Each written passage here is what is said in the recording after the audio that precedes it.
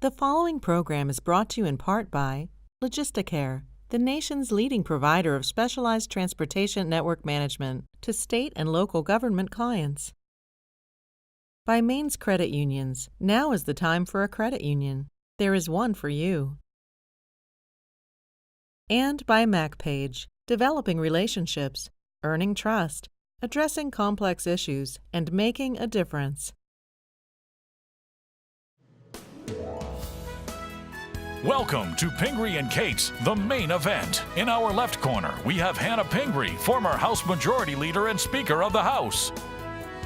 In our right corner, we have Senator Roger Katz of Augusta, representing District 24.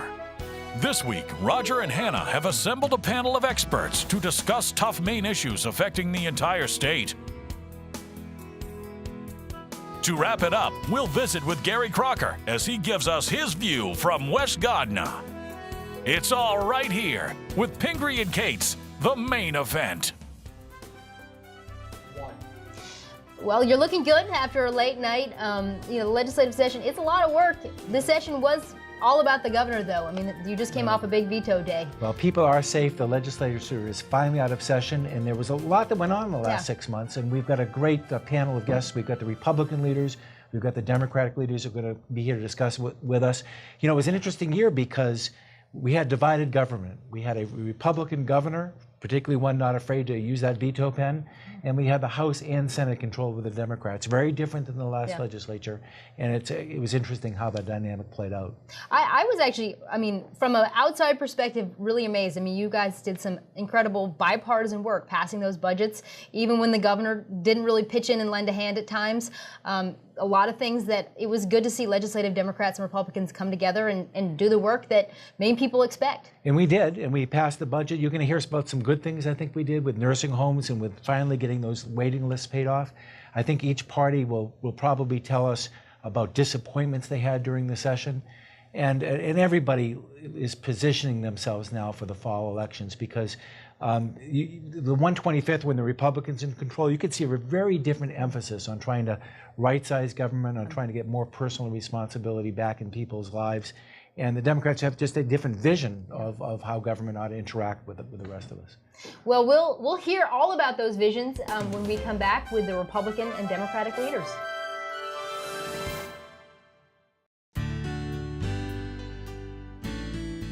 At MacPage, we believe in developing relationships, earning trust, addressing complex issues, and making a difference. We enjoy the people we serve and care about the work we do, providing integrated accounting, consulting, and tax services to our clients throughout New England and across the country. Please visit us at macpage.com to learn more.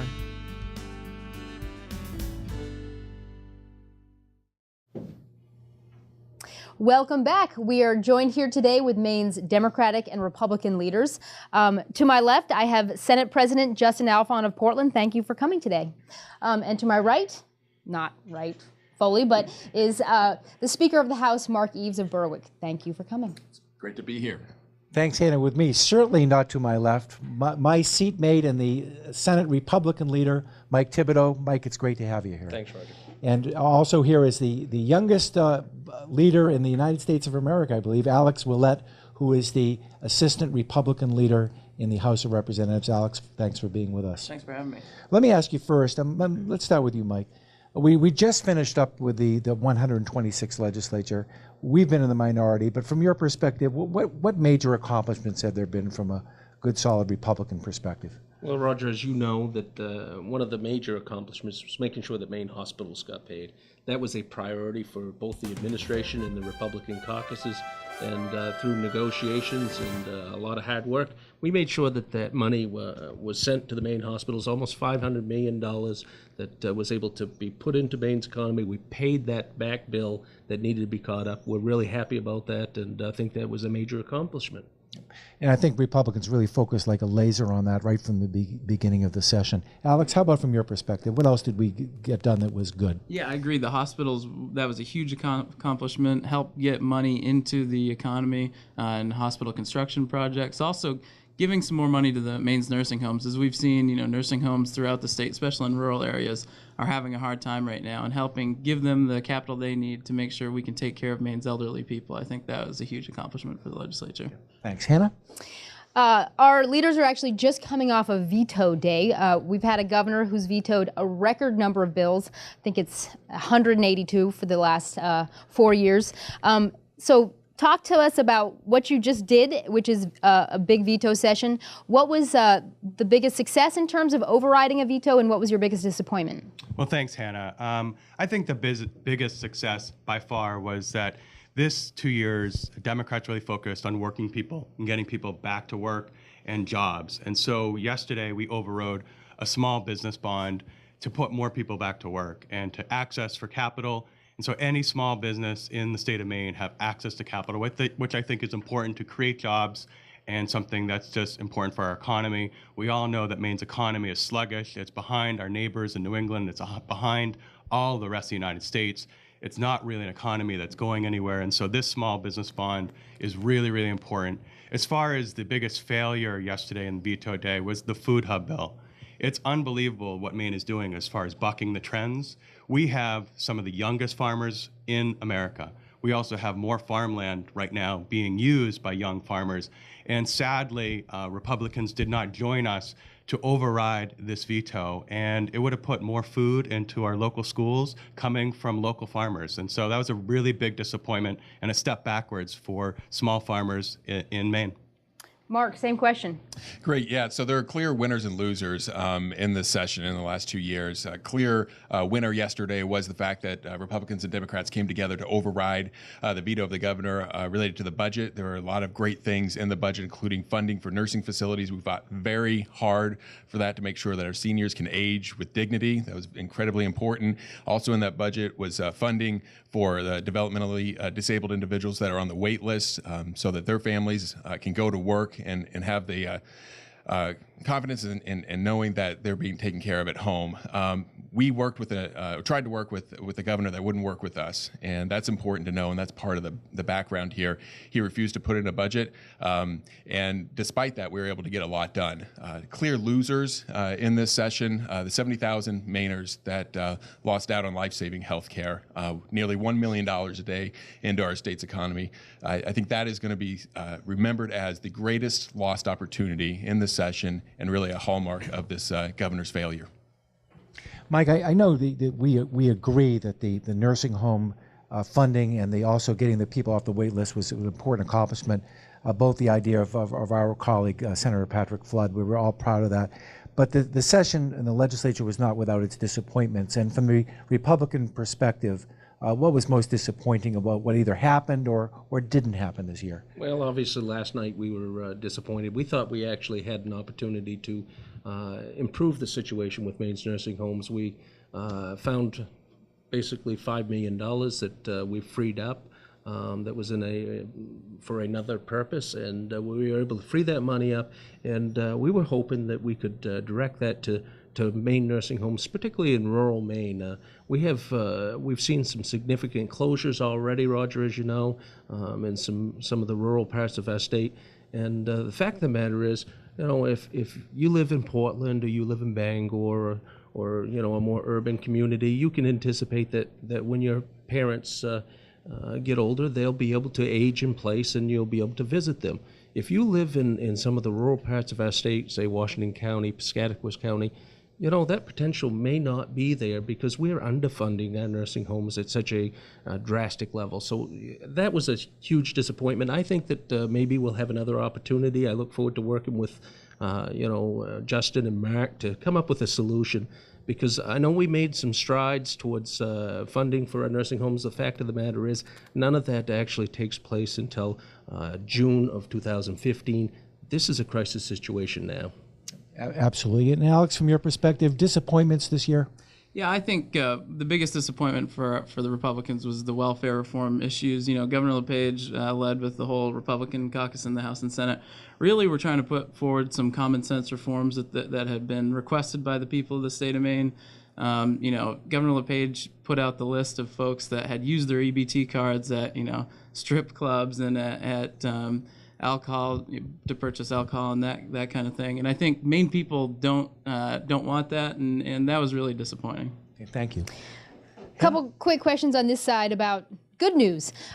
So talk to us about what the legislature did to put money in people's pockets. There's specifically a bill around property tax relief. That's right. It's a bill that I sponsored that got broad bipartisan support, and it's one of the best bills that I think that we worked on over this legislative session. It more than doubles the credit for property taxpayers, for seniors, for middle and low-income Mainers. It's something that we heard loud and clear about. The governor proposed a budget that gutted what was referred to as the circuit breaker program, and I feel very proud of the work that happened there, that we were able to double that credit for property taxpayers. We go to door every 2 years, and the common theme that I hear from our seniors is that they are terrified of getting priced out of their homes, that their property taxes are rising, and we need to do everything that we can to make sure that they can age in place, age with dignity in the home that they raise their children in. That's what we've heard about, and that's why I'm so proud of this bill and be able to double that credit for property taxpayers. Great. Last word to you. Talk to us about universal pre-kindergarten. I know it was a good education session with a lot of issues, but that seemed like a piece of good news. It was a good piece of good news because we know we have many school districts that don't provide pre-K, and we know that in order to create success later in life, you need to start earlier and earlier. And so Senator Vitelli introduced a bill. It got great support. We're going to offer more communities in Maine the ability to start pre-K, and so that they can provide opportunities to give every student in Maine an equal opportunity to be successful, and that's a good thing. Great. Well, we will be right back where Roger and I will switch sides, and he'll get to question my Democratic colleagues, and I'll get to ask some hard questions of the Republicans. So we'll be right back. Now is the time. If you're ready for a home loan or a home repair, if you want to get behind the wheel of a new vehicle, make it happen with a visit to your local Maine credit union. For low loan rates, great terms, and decisions made locally. Everything feels right about a credit union, starting with people who are always willing to work with you. If you want a better way to borrow, join a Maine credit union, your best financial choice. Now is the time.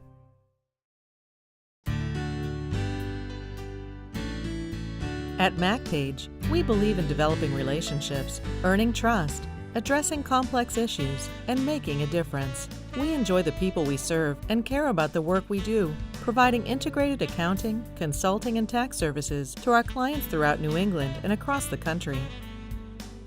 Please visit us at macpage.com to learn more.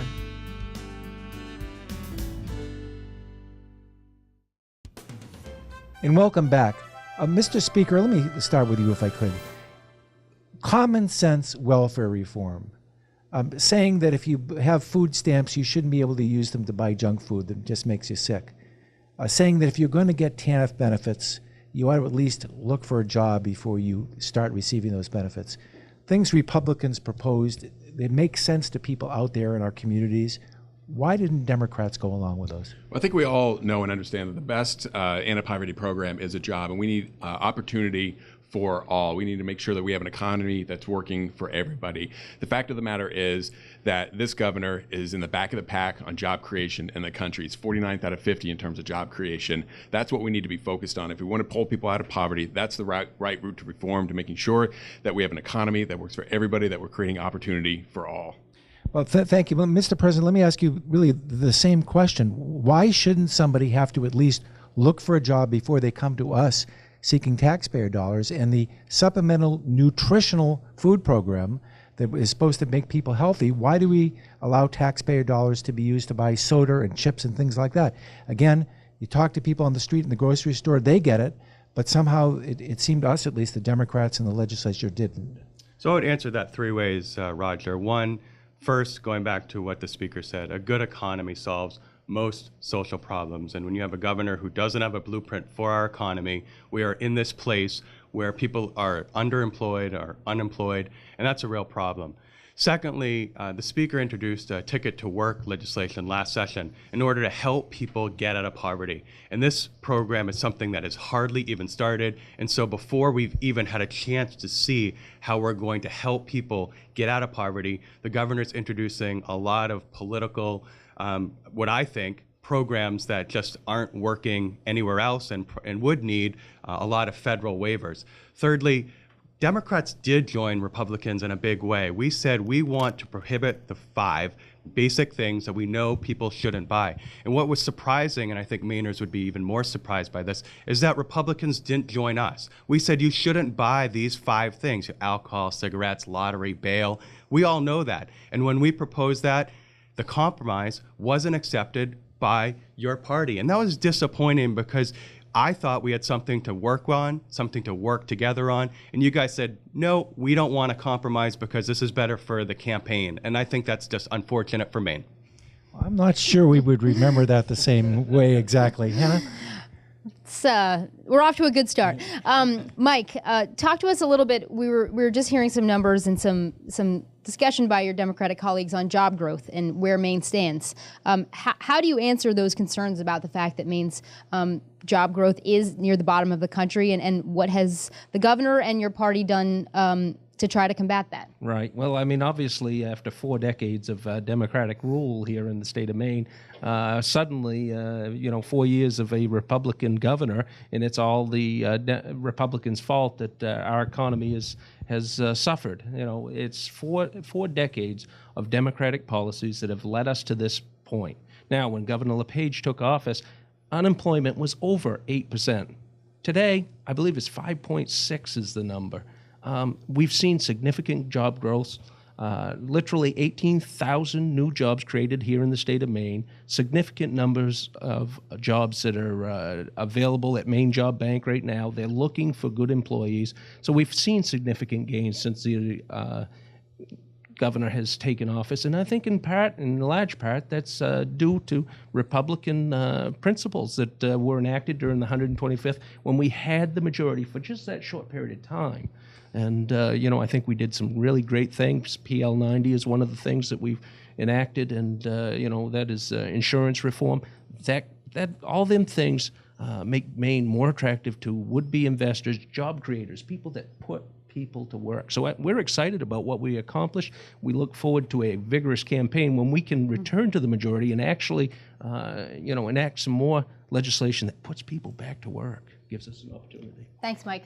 Alex, question for you. I know just last evening you were in the House on veto day, and there was a kind of back and forth procedural issue about a bill that would provide cervical cancer screenings and family planning services to, just above poverty level families and women. That ended up not passing, and I think there was already concern among Republican leaders this is going to be used as a campaign issue. Republicans don't support women. What is the answer to that when what seems like a fairly common sense bill didn't prevail? Well, I think, unfortunately, what you saw yesterday was, procedural gimmicks that we've seen in the legislature this session quite a few times.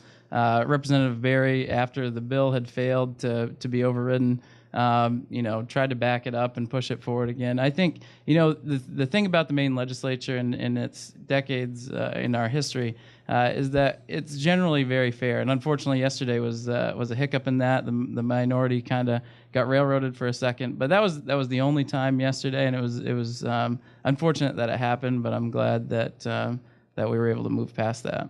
And what do you say to the bill itself?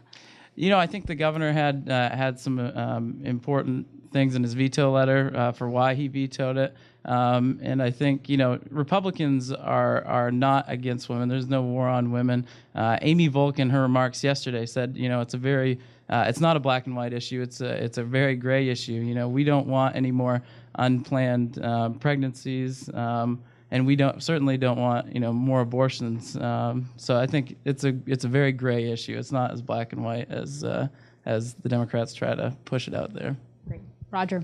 Well, sometimes things do get very partisan over this day. So let's try to be more bipartisan. Mr. Speaker, tell us about one good Republican idea that we came up with this last session that you were happy to support. Well, I think one of the committees that you served on, and very, very aptly, the Joint Select Committee on Maine's Workforce and Economic Future. I think that work was a combination of Republican and Democratic ideas that came together to really focus on how can we kind of integrate our higher ed institutions with local businesses, with government, and see how we can all work together. So I think that work really represented the best of Maine.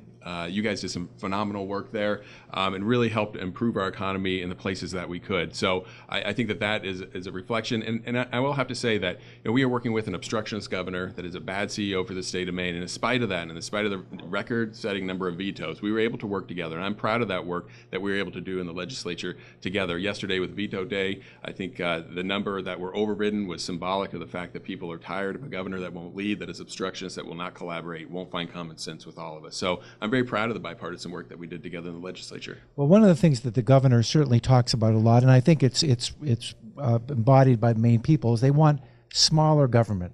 They want us to shrink the size of state government. I think that's generally true. Could you tell us one thing that you'd like to see happen, Mr. President, to right-size government further from where we are? That's a good question, and I think what we've seen over this administration is a governor who has taken an axe to state government without taking the scalpel, and really looking at good programs and seeing what's effective, what's not effective, and figuring out how do we move Maine forward in a strong way.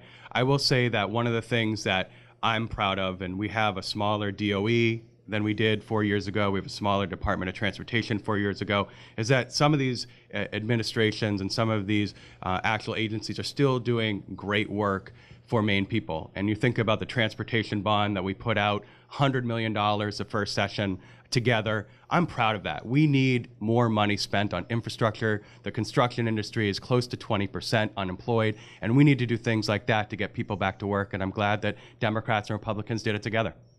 Thank you very much. And we're going to be back in just a second. And I think that we were very lucky to have such four terrific people who all, by the way, got out of work last night at 1 a.m. Hannah and I will be back to sort it out in just a minute. Now is the time. If you're ready for a home loan or a home repair, if you want to get behind the wheel of a new vehicle, make it happen with a visit to your local Maine credit union. For low loan rates, great terms, and decisions made locally. Everything feels right about a credit union, starting with people who are always willing to work with you. If you want a better way to borrow, join a Maine credit union, your best financial choice. Now is the time. Welcome back.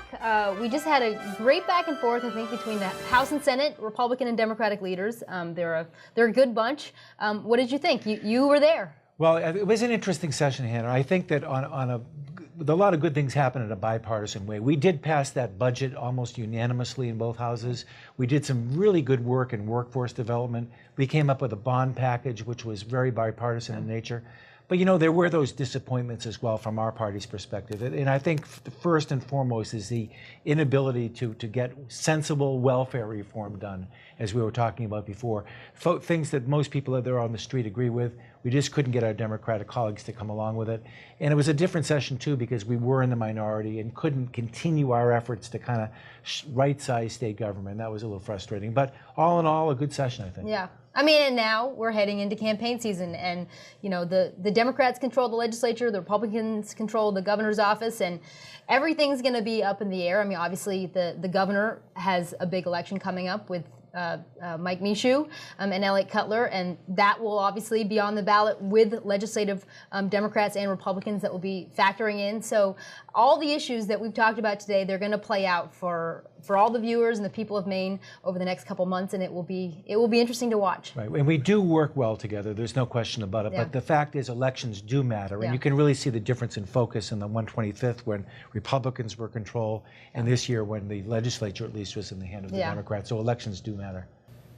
Absolutely. Elections, they matter more than anything, and over the next several months, we'll see how it all plays out. Right, and now who really matters are the voters of the state of Maine, and we have one very favored voter who's got his own take on this past legislative session, Gary Crocker. Gary?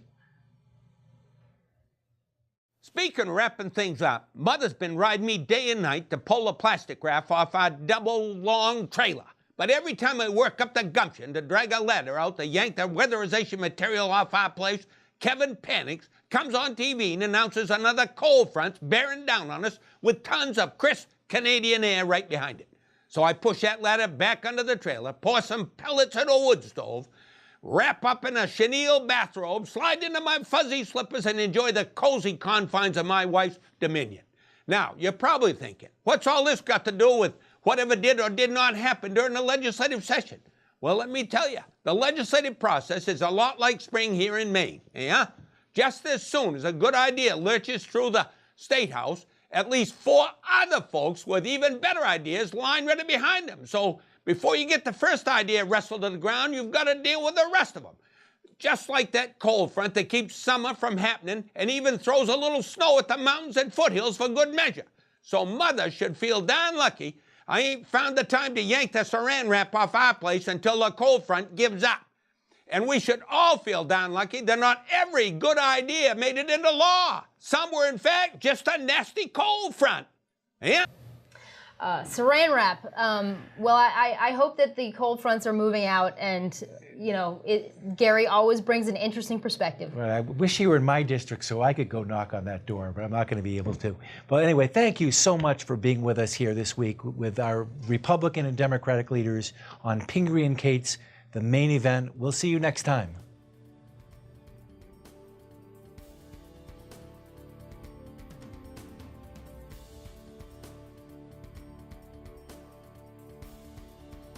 This program has been brought to you by Logisticare, the nation's leading provider of specialized transportation network management to state and local government clients. By Maine's credit unions, now is the time for a credit union. There is one for you. And by MacPage, developing relationships, earning trust, addressing complex issues, and making a difference.